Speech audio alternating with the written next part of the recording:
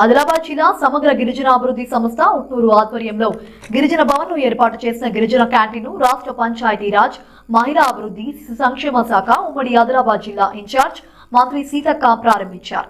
ఈ సందర్భంగా మంత్రి సీతక్క మాట్లాడుతూ స్థానిక గిరిజన భవన్ లో గిరిజన క్యాంటీన్ ను ఏర్పాటు చేయడం జరిగిందని, ప్లేట్ మీల్స్ 5 రూపాయలు, మధ్యాహ్నం 12 గంటల నుండి 2 గంటల వరకు అందుబాటులో ఉంటుందని అన్నారు. క్యాంటీన్ ఏర్పాటు చేయడం వలన 4 గిరిజనులకు ఉపాధి లభించిందని అన్నారు. కాగా క్యాంటీన్ నిర్వహణకు గాను శాశ్వత షెడ్ కొరకు టెండర్ ఖరారు చేయడం జరిగిందని అన్నారు.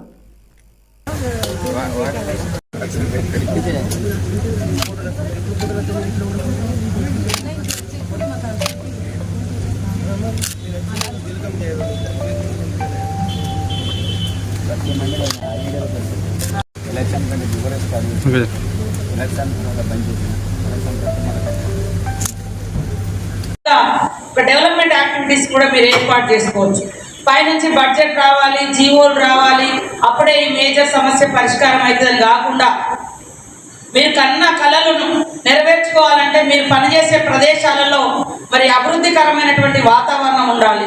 ప్రజలందరూ కూడా మీ పరిపాలనలో మీ డిపార్ట్మెంట్ ద్వారా వారికి ఎలాంటి ఇబ్బందులు లేకుండా సంతోషించే విధంగా మీరు కార్యాచరణ రూపొందించుకోవాల్సిన అవసరం ఉంటుంది.